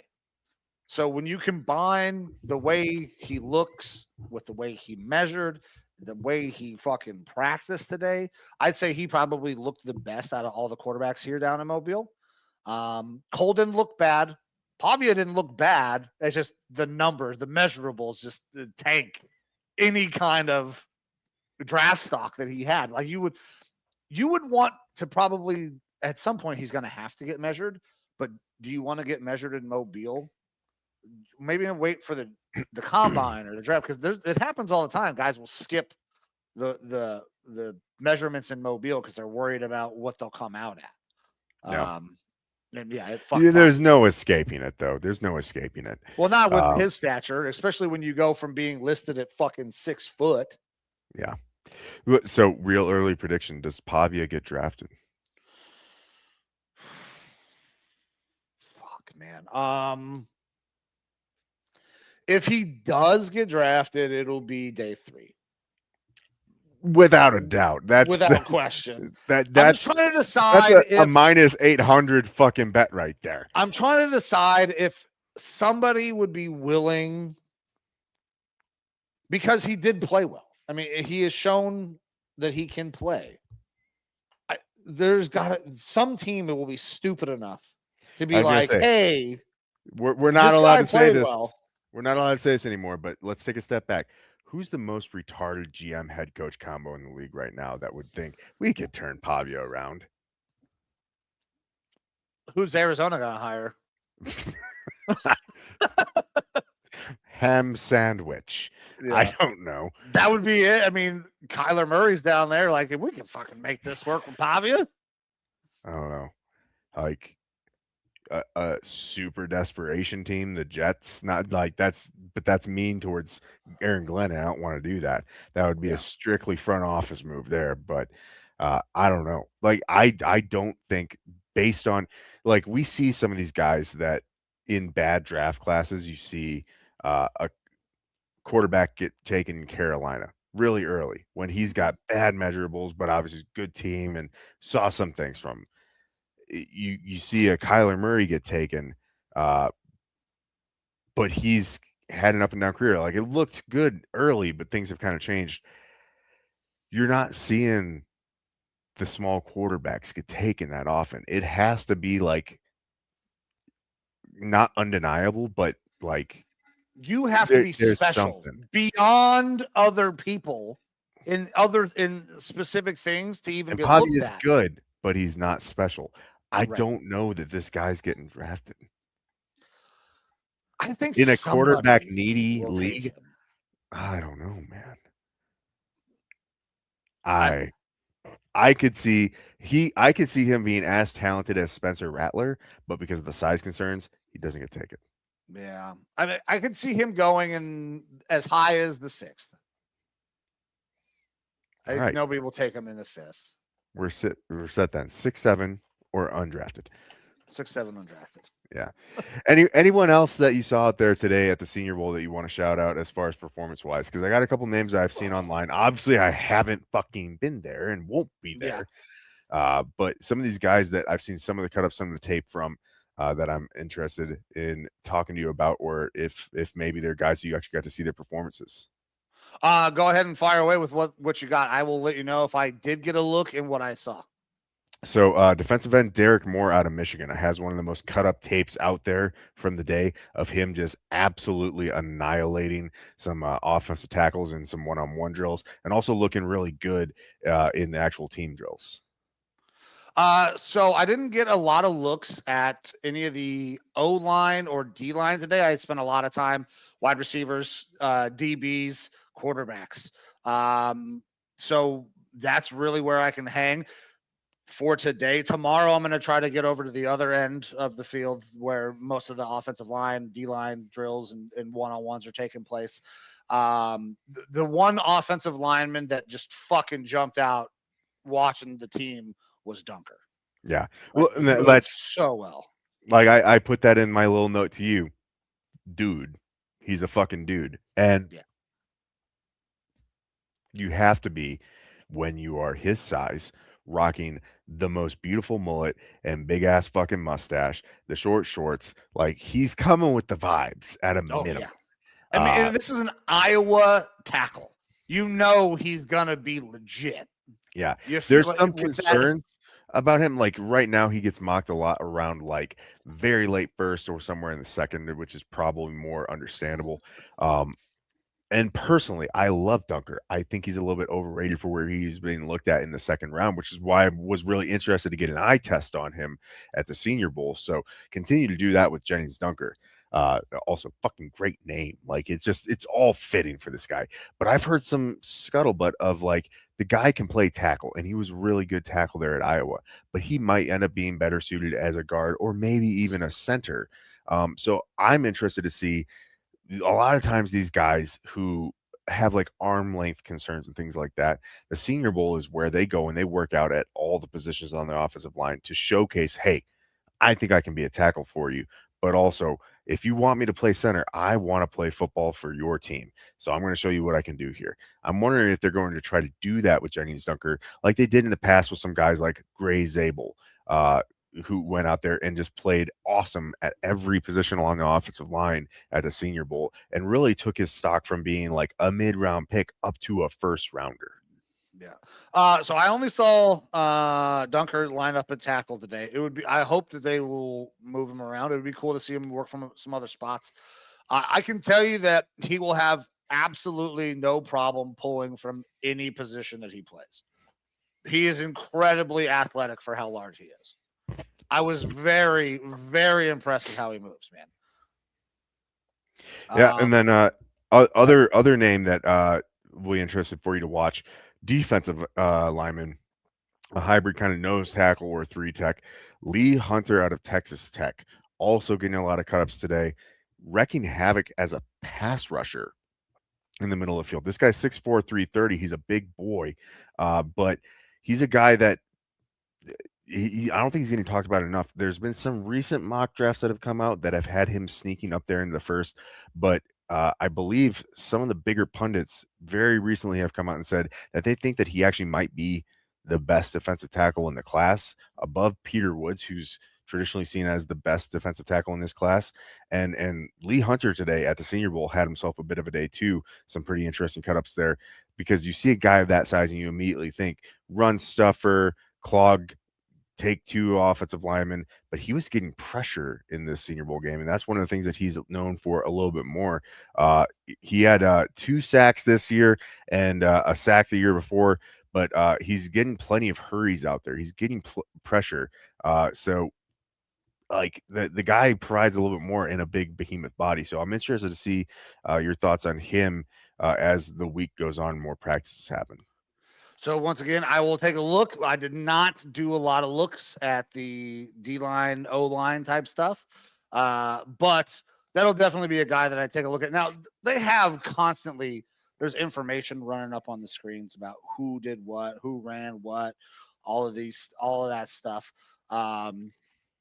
So I mean, there's a couple of names that got floated around that came out with some really high measurables.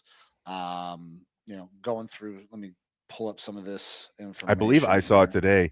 One of my favorite players in this draft class, who I think is going to go later than probably he deserves because he doesn't bring all of the height, weight, speed, size measurables. Jacob Rodriguez, the linebacker, has Yeah. just been so fucking good. But the common trope around there is the measurables aren't going to be great. He's not going to be a huge athlete in as far as the tests. I think he put up the fastest time for a defender today of like 18 miles an hour, like the fastest speed. He would put up the fastest time of linebacker tight end. Not fastest speed in general. I actually have the picture of fastest speed on the day here.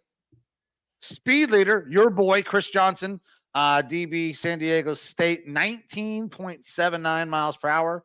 Jalen McMurray, guy I brought up, ran really well, just had a hard time changing directions and breaking down, coming in at 19.48. Caleb Douglas out of Texas Tech, 19.48. Tyreek Montgomery out of John Carroll, 19.43. And Hezekiah, I think is how you say it, Massis, out of California. Those were the top overall speeds. But then you look, let's see here. Distance covered. I don't know if we need that one. Caleb Douglas had a good day, I tell you that. Yeah. I mean, he's fast as fuck. And he ran all over. So one of the cool stats, one of the cool things that you can track or that they track for you, overall distance, like who moves the most, who's constantly running. So Caleb Douglas way up Second, there as well. Yep, second. 4,947 yards, right behind Reggie Virgil, it looks like. Yep. And that's Jacob Rodriguez. Again, you were shouting out those guys who were running the 19 mile per hours. Jacob Rodriguez as a linebacker who is commonly getting thrown around as being a little bit less athletic, albeit extremely productive, led that tight end and linebacker speed with 18.73. So he still did pretty fucking good. Yeah. That's the thing is you were talking about like some of the measurables. He's going to test fine, but he's not necessarily the largest human being.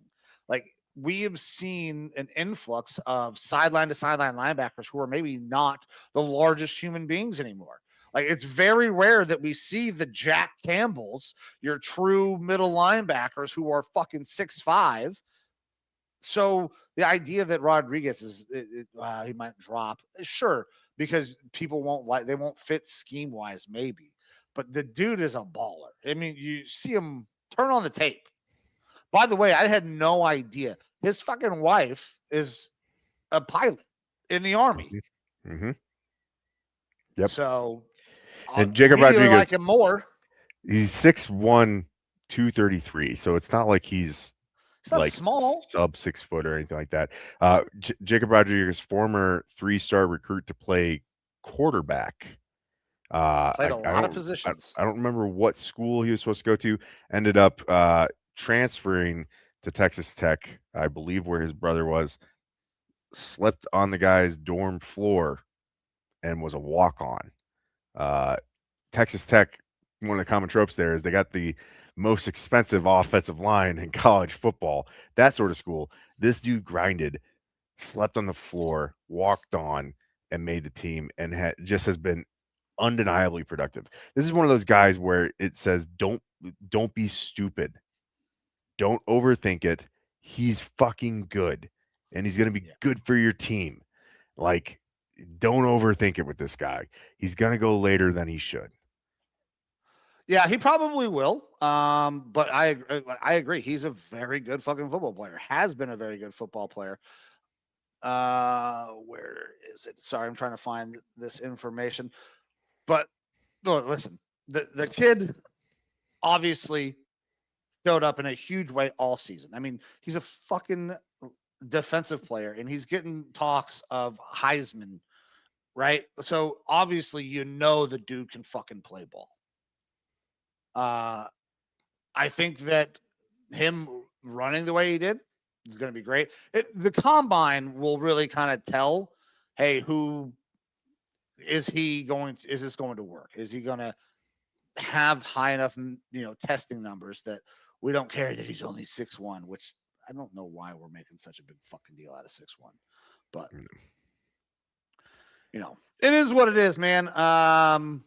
In terms of other guys, there were a couple of tight ends that looked pretty damn good today. Gillenborg, I want to see more of him. What is it, John Michael Gillenborg or Gillenborg, something like that? Fucking great name. It's a very traditional white name. White. What? John Michael Gillenborg, yeah, out of Wyoming. Your type of guy. From Wyoming. Listen, fucking Powder River, baby. Litter Buck. I love Wyoming. I graduated high school from Cheyenne Central in Wyoming, so I have a passion, a love for my Wyoming guys. I would like to see more of him. And then in terms of like running backs, were kind of hard to get a great read on. You get some really good numbers in terms of sprints. I know you were excited about, was it Katron Allen? Mm-hmm. Yeah, one of the running backs I was looking forward to kind of seeing. It's Nick Singleton's going to be like more of the athletic freak out of that. And then Singleton is a little bit bigger thumper type guy. Yeah, I didn't see too many running backs that were like, oh man, that guy kind of popped. It was a lot of receivers, man. The way the receiver position is growing, everybody wants to be a fucking receiver, right? Like, and so they're probably they got to be some of the best athletes on the field. So it will be interesting to see if I get a running back to pop over the next couple of days. That's a position that I played, in college, and I just didn't see a burst out of anybody that was like, oh shit. Now, this is running behind a group of offensive linemen who you don't know, just coming together. We'll see how things go and progress further on. But in terms of other guys that I want to catch, really, really want to catch before we fucking get done with all of this, is I want to get a lot more look at Kamari Ramsey. And I know that's one guy that you wanted to look at as well. The Will Kakmerick would be great to get more eyes on. Measured fucking crazy, 6'5", 262 as a tight end. So a lot of names, a lot of guys to still try to get eyes on. It was a very, very busy day. I didn't get as much as I wanted to. I kind of warned everybody it was going to be a little bit of a shit show, because I drove 5 hours this morning from Huntsville down here. But good day one. I got to get more eyes though. Any other names that you got that you're hoping that I got information on? No, not really. I mean, obviously, I sent you a pretty long list. I heard good things. I tried to get most of these guys that you were looking for. I heard good things about TJ Parker today, kind of blowing things up, long arm defensive end out of Clemson. Mixed bag, honestly, on TJ. So a lot of people said that TJ ran really well. Like those boards were, top speed for whoever. TJ Parker was the fastest D lineman. But also there were times where he got fucking his ass whooped in one-on-ones. Yeah, and I think that he's probably better off being more of like a designated pass rusher type of defensive end. But I've seen people wildly in on him, mid first round pick, to guys that think that he's going to fall middle to late second. So it'll be interesting to see what his performance is like out there, and if that sort of role warrants him being taken closer to the first round. I'm hoping that he has a great week, because this is another guy, TJ Parker, who has a military affiliation. His dad, 11 years in the U.S. Army. So I hope I hope everything goes really well for the rest of the week, but a little bit of a mixed bag today. Sure. Yeah, and then other than that, I mean, obviously you've got my list, but a guy that I'm super high on, Sam Roush out of Stanford, not just because he played at a college that bears my fucking name, but I think that he's got the size measurables. He needs to clean up his catch a little bit, but like I think he's a better receiver than he's given credit for. People just see him and think, this guy's going to be a blocker, but I think he's going to be like your traditional classic tight end in the NFL. I really like what I saw from and overall in this class, there's not a ton of guys that I'm like super high on that are at the Senior Bowl tight end wise, but this draft class of tight ends I'm excited for because it seems like tight ends have just the floor for tight ends has been raising year and year recently. So that'll be exciting to kind of hear about. But look, man, I'm not positive. I'm bad at math, but I think it's past 11 p.m. out there in Mobile, Alabama. You've got a long day ahead of you of eating good food, watching football players, and shit. You might even be heading out to fucking Diamonds Adult Entertainment Club after this to see if Adam Schefter or Rapoport Not is tonight. kicking I'm around not. there. We just saw a little head cock from Amber. Nope, not happening tonight. To No, tell you I'm that. not there, so I got to throw you under the bus. We had zero Appreciate it. plans to do that. It was while I was sitting here in the show, I was like, what if there's strip clubs out there that I can fucking make it sound like he's going to? Diamonds. Diamonds are forever. But not for Mike. He's got to get to Betty. Bullshit. The diamond on my wife's fucking finger is forever, and that's why I ain't going to the strip club, baby. Try and save it, baby. Try and save it. And that's what we do here at Raw Dog Sports. We have fun.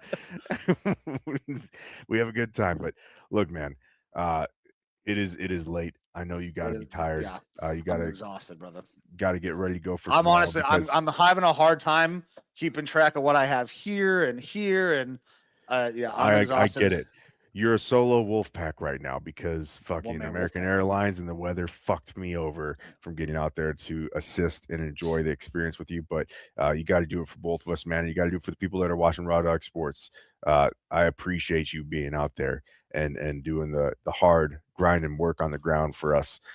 So keep up the good work, keep up that social media posts and stuff like that to let us know what's going on.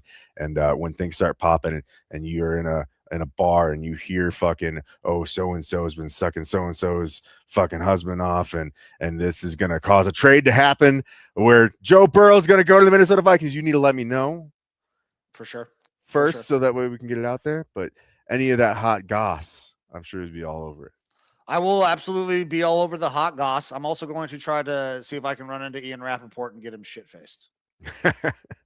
Yeah, you and everyone else in around. Listen, I don't drink anymore. Like I have kind of sworn it off. I had maybe he has broccoli. Maybe he has broccoli. But if I run into Ian, I'm most certainly going to try to get that. I'm going to give him a couple drinks. Maybe get him loosened up a little bit that he would want to come on Raw Dog Sports. Oh, that would be absolutely insane, even if it's just for a little clip. And look, the golden ticket goal. Get him back in the Raw Dog Sports Airbnb. Let's see what the fuck happens. Dude, listen, I got a whole house to myself. Shit can get wild. Not my Airbnb lady's gonna be fucking. You can jack off in the bed that I was gonna sleep in. It's okay. I'm not gonna be there anymore. Oh, I beat it in every room in this house already. That's why he's so exhausted, people. And this boy needs to get a couple glasses of water. That's why he ran early in the show. He's like, needed more water for hydration. Yep. He is spent. Behind the camera, by the way, the wall is probably just cemented. It looks like a Jackson Pollock painting in here, actually. Yeah. Yeah. If you're colorblind and all you could see was whites. So Mike, you ready to wrap this bad boy up and get out of here? I am, man. I appreciate you, brother. Producer Amber, thank you very much as well. Working behind the scenes, kind of as always. But you deserve a little bit more shine, especially with all the shit that you have done over the last couple of weeks. So thank you to Producer Amber and to everybody who tuned in tonight. Thank you all. Time is the most valuable thing that you have. So anytime that you give some of it to us, we are forever, and I mean that, forever grateful. To everybody I run into down here at the Senior Bowl, appreciate you guys, and I can't wait to see you tomorrow. But I'm going to give Evo one last word. We're coming up on 2 hours, and we're going to get the fuck out of here. I'm going to probably turn on a movie and fall the fuck asleep. Evo, take it away, brother. An adult movie and add more to the painting. Right. this is a call out to the fucking government right now. I don't care if you're on the left or the right. Get your shit together. If the government shuts down again this weekend, I don't give a fuck about ICE. Fuck all of you. You're all pieces of shit. Quit fucking around with your fucking people. Figure it out without shutting the goddamn government down, or I'm going to get really fucking mad and not be able to do anything about it. Yeah, that is one of the things that sucks about working for the government. I'm going to show up to work and not get paid again. Is that what you want? Yeah, Probably. Actually, I'm pretty sure that is exactly what that's exactly wants. what they want. Yeah. If I'm not mistaken, that is 100% actually what they want. Sons of bitches. Yeah. Well, if you were trying to get on a flight anytime soon, don't bother because the government's going to shut down. Anyways, guys, thank you very much. I'm going to see you guys tomorrow from the Senior Bowl. Evo, I will talk to you throughout the day, obviously, as well. And then we'll figure out when we're going to do another show. I might do a couple of random pop-in live things. Probably just going to do some video. I will definitely do videos, pictures. Might try to get a blog written up. But I got a lot of shit to do. Got to go check out Haberdasher again. That's a little bar I popped into before coming home after the Panini thing. That place is fucking dope, dude. Yeah. Cool. One of the cooler bars I've ever been to. And apparently that is the main one that is frequented by NFL execs. So if you're in Mobile and you're watching this, the Haberdasher is the place to go. So I've heard. But guys, thank you. Appreciate you. I'm Mike. That's Evo. This is Raw Dog Sports. We're going to get the fuck out of here until sometime later this week. I don't know when. Until next time. See ya.